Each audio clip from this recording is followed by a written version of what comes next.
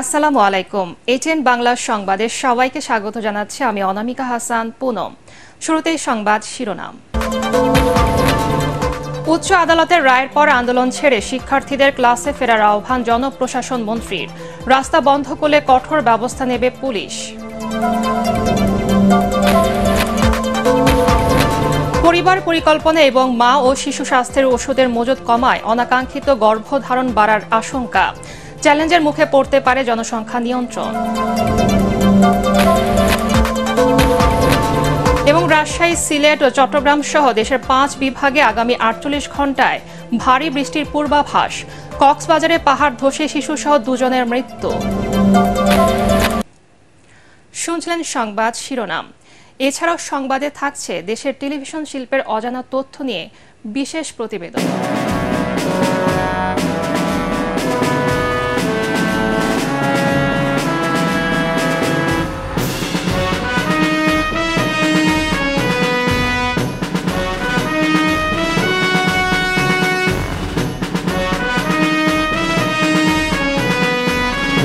এবারে বিস্তারিত।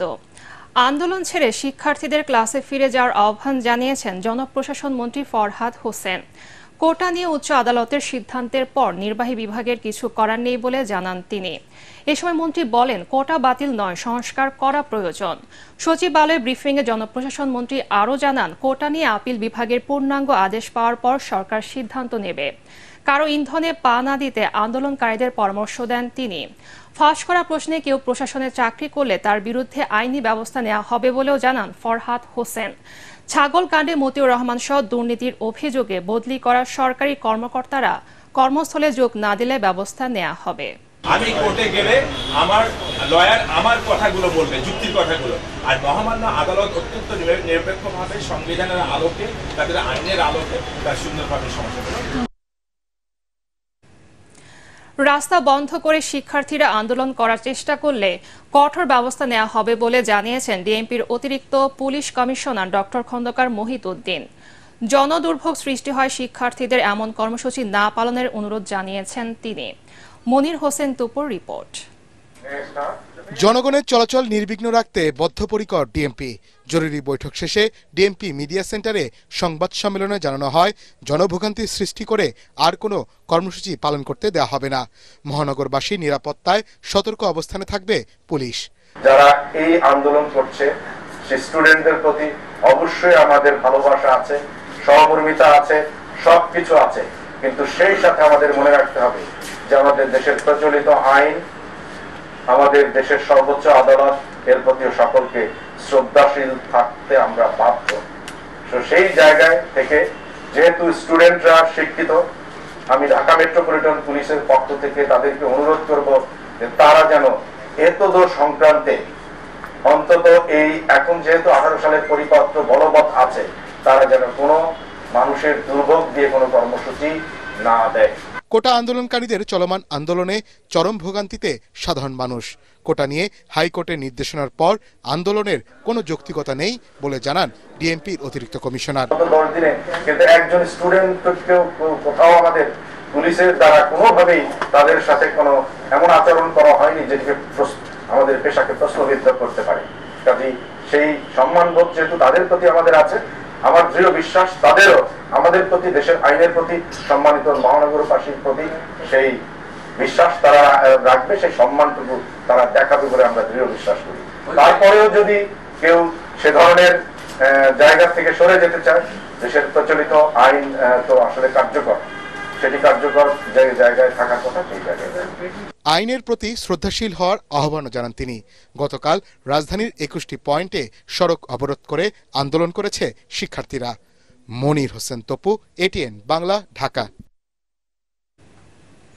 শিক্ষার্থীদের কোটা আন্দোলনকে রাজনৈতিক আন্দোলন করার চেষ্টা চলছে বলে মন্তব্য করেছেন ছাত্রলীগের সভাপতি সাদ্দাম হোসেন। তিনি বলেন, আন্দোলনকে দীর্ঘায়িত করতে চায় সুযোগ সন্ধানীরা। এ সময় পরীক্ষা পদ্ধতির কথা উল্লেখ করে ছাত্রলীগ সভাপতি আরও বলেন, বিএনপির আমলে অনিয়ম, দুর্নীতি, প্রশ্ন ফাঁস ছাড়া বিসিএস পরীক্ষা হতো না। দুপুরে ঢাকা বিশ্ববিদ্যালয়ের মধুর ক্যান্টিনের সংবাদ সম্মেলনে সরকারি চাকরির কোটা ইস্যুর যৌক্তিক অন্তর্ভুক্তিমূলক সমাধানের কথা বলেন ছাত্রলীগ নেতারা। কোটা ইস্যুতে ছাত্রলীগের অবস্থান জানতে চাইলে সংগঠনটির নেতারা আদালতে প্রক্রিয়াধীন বিষয়টি সুরাহার আগে কোনো মন্তব্য করতে রাজি হননি।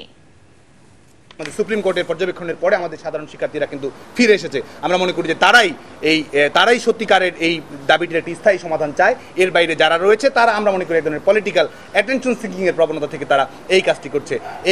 এই প্রফেশনাল আন্দোলনকারী এবং যারা প্রফেশনাল আন্দোলনহারী, যারা বারবার বাংলাদেশের জনগণ থেকে বিচ্ছিন্ন হয়ে আন্দোলনে হেরেছে, তারা সবসময় এই ধরনের ষড়যন্ত্রের উপায়ে লাশের রাজনীতি কায়েম করে কৃত্রিম পরিস্থিতি তৈরি করে যারা রাজনৈতিক দূরভিসন্ধি খুঁজছে বাংলাদেশের ছাত্র সমাজ, তাদের বিরুদ্ধে সোচ্চার রয়েছে। কোটা বিরোধী আন্দোলন ইস্যুতে ঢাকা কলেজ ছাত্রদল নেতা আতিকুর রহমান রাসেলকে গুম করা হয়েছে বলে দাবি করেছে ছাত্রদল। নয়াপল্টন বিএনপির কেন্দ্রীয় কার্যালয়ের সংবাদ সম্মেলনে সংগঠনটির নেতারা বলেন, যৌক্তিক দাবি আদায়ের সব আন্দোলনে তাদের সমর্থন আছে। অবিলম্বে রাসেলের সন্ধান দিতে সরকারের প্রতি আহ্বান জানিয়ে ছাত্রদল নেতারা বলেন, গুম খুন করে আন্দোলন দমানো যাবে না। গণতন্ত্র পুনরুদ্ধারের শেষ পর্যায়ে এসেও যদি রাসেল সহ আমাদের ভাইদের গুম করা হয়, আমরা স্পষ্টভাবে বলতে চাই ছাত্রদল এতে ভীত নয়। শুধু তাই নয়, এই কোটা বিরোধী আন্দোলনে যারা রয়েছে তাদেরকে সাধুবাদ জানাচ্ছি, কিন্তু সেই একই সাথে বলতে চাই আপনারাও এই গুম খুনের যে সংস্কৃতি বাংলাদেশে গড়ে তুলেছে এই অবৈধ ফ্যাসিস্ট সরকার, তার বিরুদ্ধে আপনাদের সোচ্চার হতে হবে।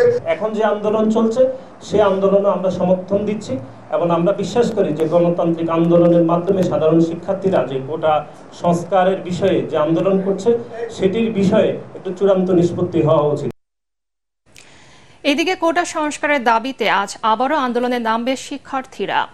বিকেল 3:30টায় রাজধানী সহ সারা দেশে ব্লকেট কর্মসূচি পালন করবেন তারা। গতরাতে সংবাদ সম্মেলনে তারা জানান, নাতিপুতি নয়, কেবল মুক্তিযোদ্ধার সন্তান, প্রতিবন্ধী, ক্ষুদ্র নৃগোষ্ঠীর জন্য কোটা রাখায় কোনো আপত্তি নেই। একই সাথে কোটা সমস্যার যৌক্তিক সমাধানে নির্বাহী বিভাগের সর্বোচ্চ পর্যায় থেকে প্রতিশ্রুতি পেলে আন্দোলন থেকে সরে দাঁড়ানোর ঘোষণা দেন তারা। পেনশন স্কিম বাতিলের দাবিতে টানা 11 দিনের মতো আন্দোলন করছেন বিশ্ববিদ্যালয়ের শিক্ষকরা। দেশের সকল বিশ্ববিদ্যালয়ে একযোগে ক্লাস বর্জন ও অবস্থান কর্মসূচি পালিত হচ্ছে। দুপুরে ঢাকা বিশ্ববিদ্যালয়ের কলা ভবনে শিক্ষক সমিতির নেতারা বলেন, দাবি আদায় না হওয়া পর্যন্ত ক্লাসে ফিরে যাবেন না তারা। বিশ্ববিদ্যালয় শিক্ষক সমিতি ফেডারেশনের সভাপতি অধ্যাপক নিজামুল হক ভূঁইয়ার সভাপতিত্বে অনুষ্ঠিত অবস্থান কর্মসূচিতে বক্তব্য রাখেন বিভিন্ন বিভাগের শিক্ষক নেতারা।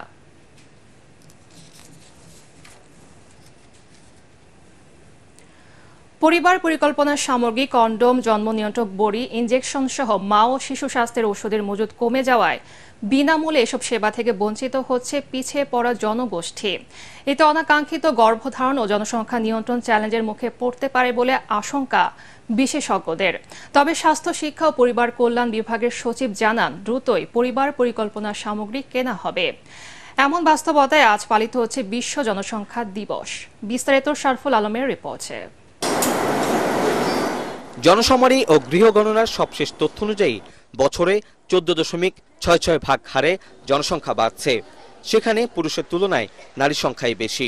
পরিবার পরিকল্পনা সেবার মাধ্যমে জনসংখ্যা নিয়ন্ত্রণ, মা ও শিশু স্বাস্থ্য নিশ্চিত করার পাশাপাশি মা ও শিশুর মৃত্যুর হার কমিয়ে আনতে কাজ করছে সরকার।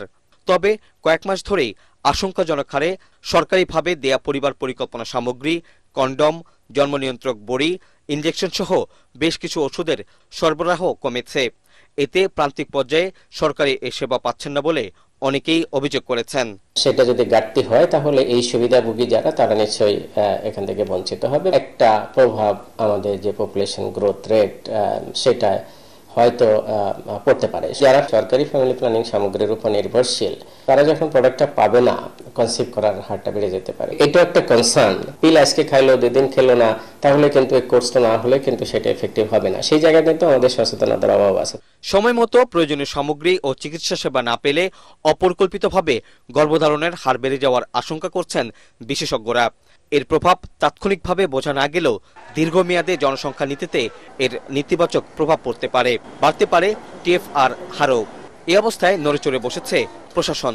এটা টেন্ডার প্রক্রিয়া ফ্লোট হয়েছে, আমরা ন্যাশনাল ডিমান্ড অ্যাসেস করেছি, ডিমান্ডের ভিত্তিতে অ্যাকচুয়াল যা পারচেজ করার যোগ্য সেই পরিমাণ পারচেজের কার্যক্রম চলছে। সহসাই এই প্রক্রিয়া ক্রয় প্রক্রিয়া সম্পূর্ণ হবে বলে আশা করছি। পিছিয়ে পড়া অঞ্চলের স্বাস্থ্য ব্যবস্থাকে বিশেষ গুরুত্ব দিয়ে হেলথ ক্যাম্প সহ সরকারি বেসরকারি উদ্যোগে পরিবার পরিকল্পনা সেবা জোরদারের পরামর্শ দিয়েছেন বিশ্লেষকরা। শরফুল আলম, এটিএন বাংলা, ঢাকা। দেশের 5 বিভাগে আগামী 48 ঘন্টায় ভারী থেকে অতি ভারী বৃষ্টির পূর্বাভাস দিয়েছে আবহাওয়া অধিদপ্তর। এই সময় 2 বিভাগে পাহাড় ধসের আশঙ্কাও রয়েছে। দুপুরে আবহাওয়া অধিদপ্তরের সতর্কবাণীতে বলা হয়, মৌসুমী বায়ু সক্রিয় থাকায় রাজশাহী, রংপুর, ময়মনসিংহ, সিলেট ও চট্টগ্রাম বিভাগের কোথাও কোথাও দুপুর 12টা থেকে পরবর্তী 48 ঘন্টায় ভারী থেকে অতি ভারী বৃষ্টি হতে পারে। এতে চট্টগ্রাম ও সিলেট বিভাগের পাহাড়ি এলাকায় ভূমিধসের শঙ্কা রয়েছে।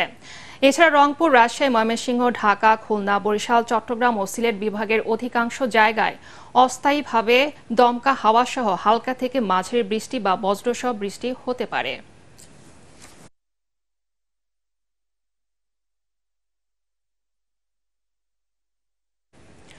কুড়িগ্রামে নদ নদীর পানি কিছুটা কমলেও এখনও বিপদসীমার উপর দিয়ে বইছে ব্রহ্মপুত্র, ধরলা ও দুধকুমারের পানি। বসতবাড়ি ও রাস্তাঘাটে পানি থাকায় ঘরে ফিরতে পারছে না বানভাসী মানুষেরা। এ অবস্থায় চরম দুর্ভোগে পড়েছে তারা। গত 2 সপ্তাহ ধরে জেলায় প্রায় 55টি ইউনিয়নের 2 লাখ পানিবন্দী মানুষ দুর্বিষহ জীবনযাপন করছে। জেলা প্রশাসনের পক্ষ থেকে বন্যা দুর্গতদের জন্য ত্রাণ সামগ্রী দেওয়া হলেও অনেক এলাকায় এখনও তা পৌঁছায়নি। এ অবস্থায় খাদ্য, বিশুদ্ধ খাবার পানির সংকটে পড়েছে ক্ষতিগ্রস্তরা। জামালপুরে টানা 5 দিন পর আবারও বাড়ছে যমুনার পানি। গত 24 ঘন্টায় বাহাদুরাবাদ ঘাট পয়েন্টে 2 সেন্টিমিটার বেড়ে বিপদসীমার 51 সেন্টিমিটার উপর দিয়ে বয়ে যাচ্ছে। জেলার 35টি ইউনিয়নের লক্ষাধিক মানুষ এখনও পানিবন্দী। টানা ভারী বৃষ্টিতে কক্সবাজারে পাহাড় ধসে শিশুসহ 2 জনের মৃত্যু হয়েছে। আহত হয়েছে আরও 2 জন। সকালে পৌর শহরের দক্ষিণ রুমালিয়ার ছড়ার শিকদার বাজার ও প্ল্যান কাটা এলাকায় এই পাহাড় ধসের ঘটনা ঘটে। নিহত হাসান দক্ষিণ রুমালিয়ার ছড়ার এলাকার মোহাম্মদ সাইফুল ইসলামের ছেলে এবং ইয়াসমিন আক্তারের বাড়ি প্ল্যান কাটায়। এদিকে হঠাৎ অতিবৃষ্টি ও পাহাড়ি ঢলে কক্সবাজারে বিভিন্ন স্থানে জলাবদ্ধতা সৃষ্টি হয়েছে। আবহাওয়া অফিস জানিয়েছে, গত 24 ঘন্টায় কক্সবাজারে 94 মিলিমিটার বৃষ্টি হয়েছে। গত রাত থেকে শুরু হওয়া বৃষ্টি আজ সকাল পর্যন্ত অব্যাহত থাকে। অতিবৃষ্টিতে হোটেল, মোটেল জোন সহ রামু উপজেলা, ঈদগাঁও, চকরিয়া, পেকুয়া, উখিয়া ও টেকনাফের বেশ কিছু গ্রাম ডুবে গেছে।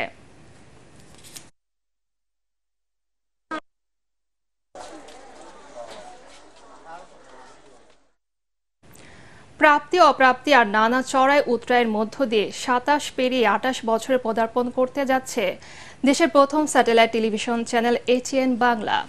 আগামী 15 জুলাই এটিএন বাংলার প্রতিষ্ঠা বার্ষিকীর প্রারম্ভে এটিএন বাংলা ও এটি নিউজের চেয়ারম্যান ডক্টর মাহফুজুর রহমান এবং চ্যানেল আয়ের ব্যবস্থাপনা পরিচালক ফরিদুর রেজা সাগর তুলে ধরেন দেশের টেলিভিশন শিল্পের অজানা সব তথ্য।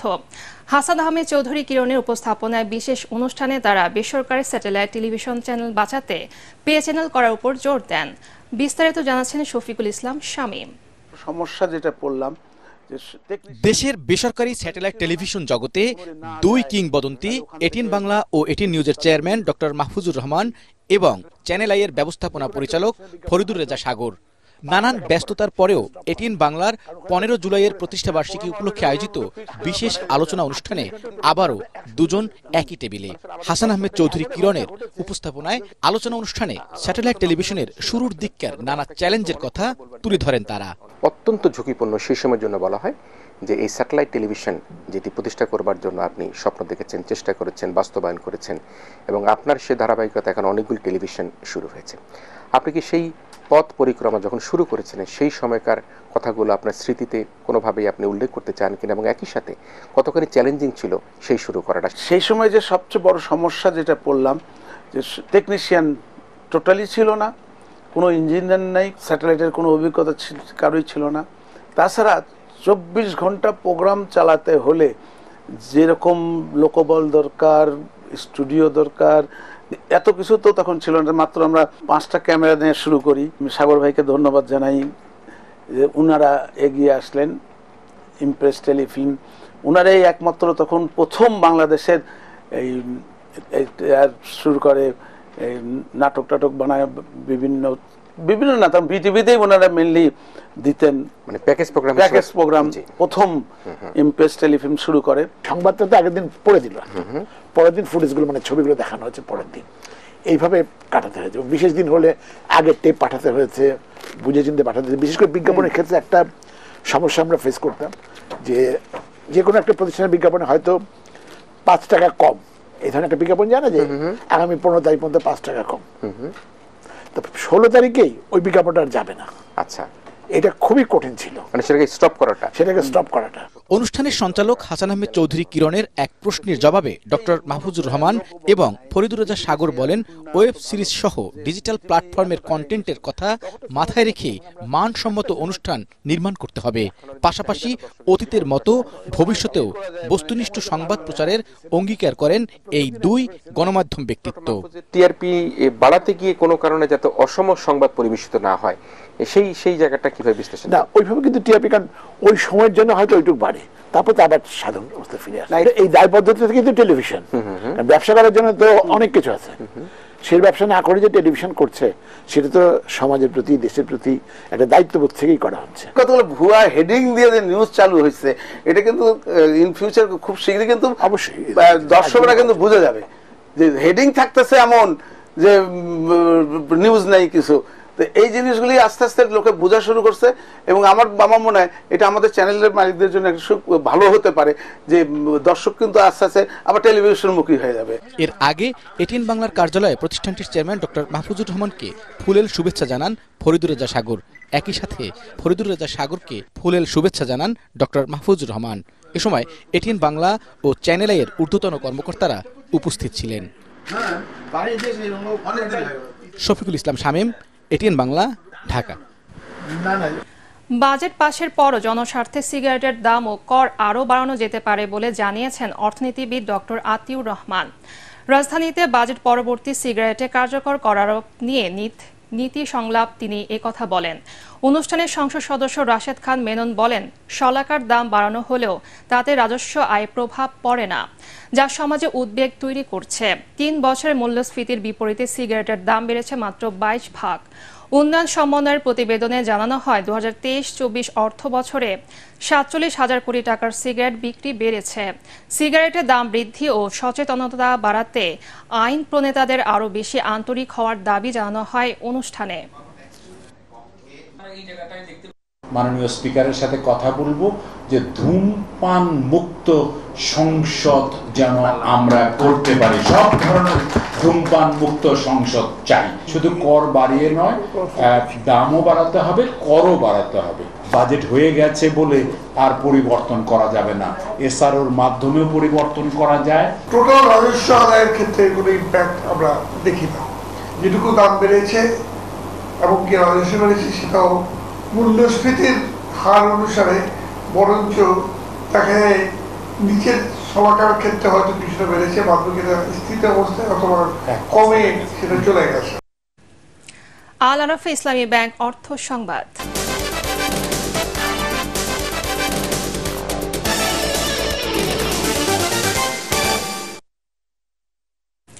গ্রাহকদের জন্য ডিটিএইচ সংযোগের সঙ্গে আকাশ গো কম্পানিয়ন অ্যাপ নিয়ে এসেছে বেক্সিমকো কমিউনিকেশনসের আকাশ ডিজিটাল টিভি। দেশের একমাত্র ডিটিএইচ পে টিভি অপারেটরের গ্রাহকরা সংযোগের সঙ্গে এখন থেকে আকাশ গো অ্যাপটি ব্যবহার করতে পারবেন। এর মাধ্যমে লাইভ টিভি চ্যানেল টেলিভিশনের পাশাপাশি মোবাইলেও দেখা যাবে। শুধু আকাশ ডিটিএইচ স্ট্যান্ডার্ড প্যাক ব্যবহারকারীরা বাড়তি কোনো ফি ছাড়াই এই কম্পানিয়ন অ্যাপটি ব্যবহার করতে পারবেন। রাজধানীর একটি 5 তারকা হোটেলে আয়োজিত অনুষ্ঠানে এই পরবর্তী প্রজন্মের প্ল্যাটফর্ম উদ্বোধনের ঘোষণা দেওয়া হয়। অনুষ্ঠানে প্রধান অতিথি ছিলেন তথ্য সম্প্রচার প্রতিমন্ত্রী মোহাম্মদ আলী আরাফাত। বিশেষ অতিথি ছিলেন যুব ও ক্রীড়া মন্ত্রী নাজমুল হাসান পাপন। এ সময় উপস্থিত ছিলেন বেক্সিমকো কমিউনিকেশনস লিমিটেডের চেয়ারম্যান ও ব্যবস্থাপনা পরিচালক শায়ান এফ রহমান, প্রধান নির্বাহী কর্মকর্তা ডক্টর তারিক আলম সহ আরও অনেকে। এবারে আন্তর্জাতিক সংবাদ।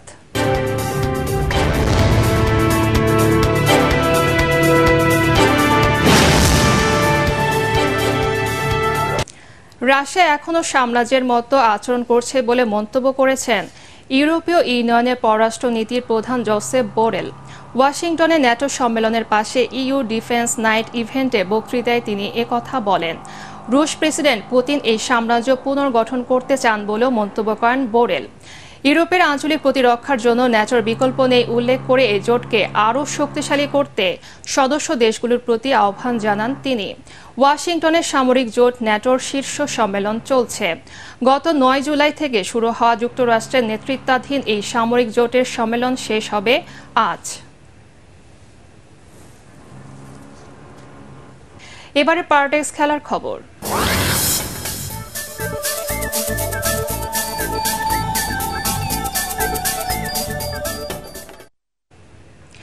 উরুগুয়েকে 1-0 গোলে হারিয়ে 23 বছর পর কোপা আমেরিকা ফুটবলের ফাইনালে উঠেছে কলম্বিয়া। শার্লটের ব্যাংক অব আমেরিকা স্টেডিয়ামে 39 মিনিটে দলের হয়ে গোল করেন জেফারসন লেরমা। এরপরই দ্বিতীয় হলুদ কার্ড দেখে ম্যানুয়েল উগার্তে মাঠ ছাড়লে 10 জনের দলে পরিণত হয় কলম্বিয়া। কিন্তু সেই সুযোগ কাজে লাগাতে পারেনি মার্সেলো বিয়েলসার দল। একের পর এক গোল মিস করেন ডারউইন নুনেজ এবং লুইস সুয়ারেজরা। শেষ দিকে কলম্বিয়ার শট পোস্টে লেগে ফিরে আসলে ব্যবধান বাড়েনি তাদের। তবুও এই জয়ে টানা 28 ম্যাচ অপরাজিত থাকার রেকর্ড নিয়ে ফাইনালে উঠল হামেস রদ্রিগেজরা। সোমবার সকাল 6টায় মায়ামিতে আর্জেন্টিনার মুখোমুখি হবে তারা। নেদারল্যান্ডসের স্বপ্ন ভেঙে ইউরো ফুটবলের ফাইনালে উঠেছে ইংল্যান্ড। ডর্টমুন্ডের সিগন্যাল ইদুনা পার্কে শেষ মুহূর্তের গোলে ডাচদের 2-1 ব্যবধানে হারায় সাউথগেটের দল। শিরোপা লড়াইয়ে 15 জুলাই স্পেনের মুখোমুখি হবে তারা। এসএম আশরাফের রিপোর্ট।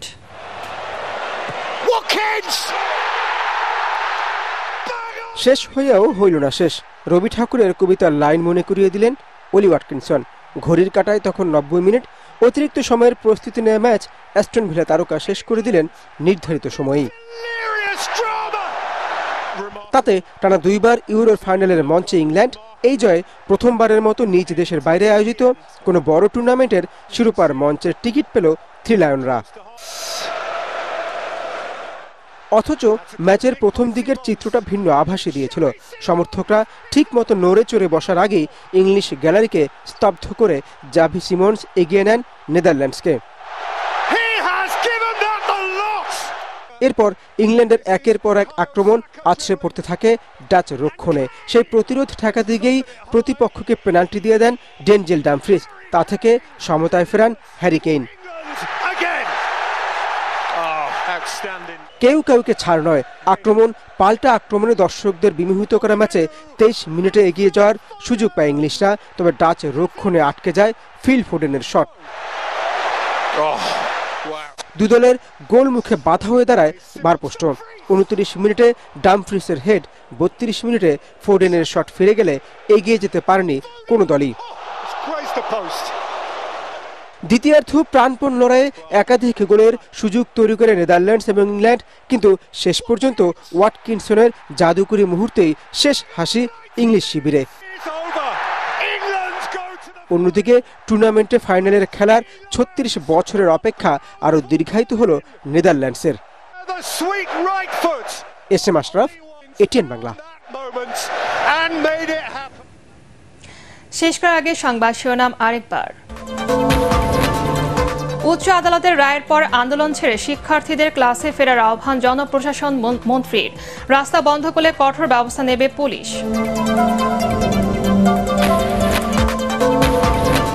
পরিবার পরিকল্পনা এবং মা ও শিশু স্বাস্থ্যের ওষুধের মজুত কমায় অনাকাঙ্ক্ষিত গর্ভধারণ বাড়ার আশঙ্কা। চ্যালেঞ্জের মুখে পড়তে পারে জনসংখ্যা নিয়ন্ত্রণ। এবং রাজশাহী, সিলেট ও চট্টগ্রাম সহ দেশের 5 বিভাগে আগামী 48 ঘন্টায় ভারী বৃষ্টির পূর্বাভাস। কক্সবাজারে পাহাড় ধসে শিশুসহ 2 জনের মৃত্যু।